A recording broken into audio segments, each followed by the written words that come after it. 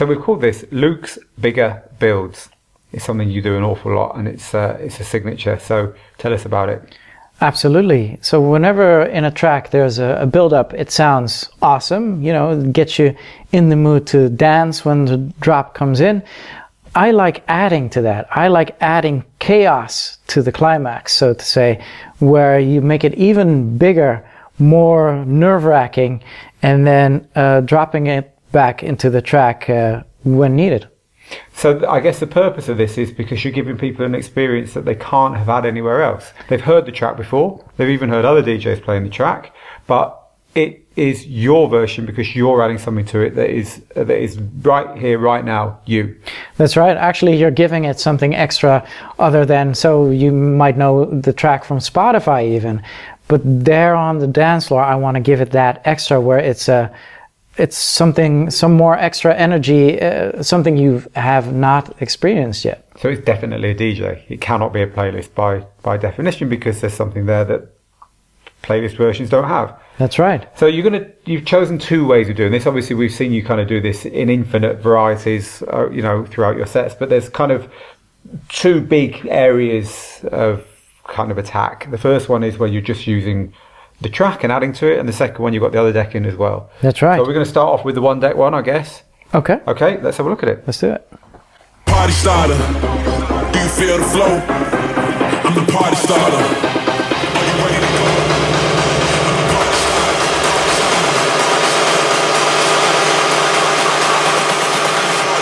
Everybody, let's go.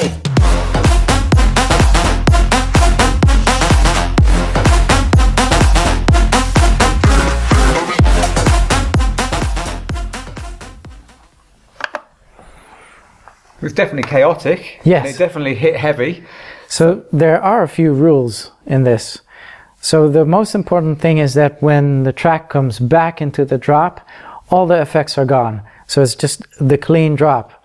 And the number two with that is, yes, you can get like really chaotic in the climax and get super big, but you can never be bigger than the drop. So you got to be aware of maybe taking the volume down. An easy way to go is always taking the bass out of the build so that you're safe for the proper bass volume to hit in the drop. I guess you can use the filter as well, just knock that a little bit so that it's towards the high pass filter so that there's a bit less bass there that way. So yeah. What effects did you use in this instance? So my favorite presets or effects I use are the dub echo on the sweep effects, which is essentially a delay or an echo. Preferably an echo because it has a little bit more tail to it. And then on the master effects, I'm using my big reverb for that. And the both combined can bring so much more energy. Okay, and it's a short echo, right? It's a short delay. It's not like a big long one. It's kind of like half a beat. Yeah. One beat maximum, half, maybe even shorter. Yeah, it's a relatively short. I can let you hear it. Everybody, let's go. So it's relatively short. Awesome. So that's kind of one example of doing it with one track and just your effects. And you want to show us one where you've got a second track as well. So this is in addition, right? You're going to do all that good stuff and add in an extra layer. That's right. Cool. So look.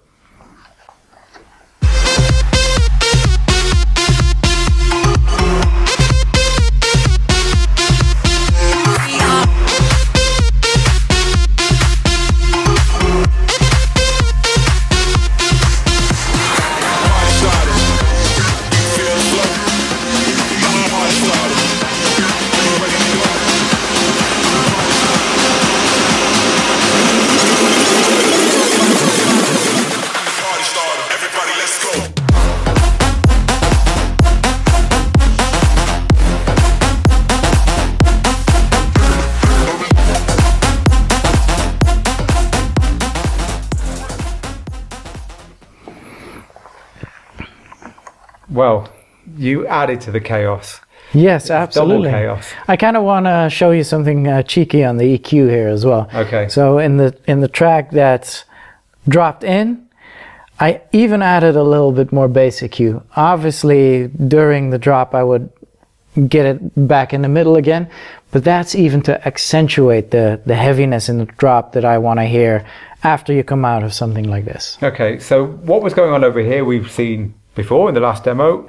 So what was happening on this deck?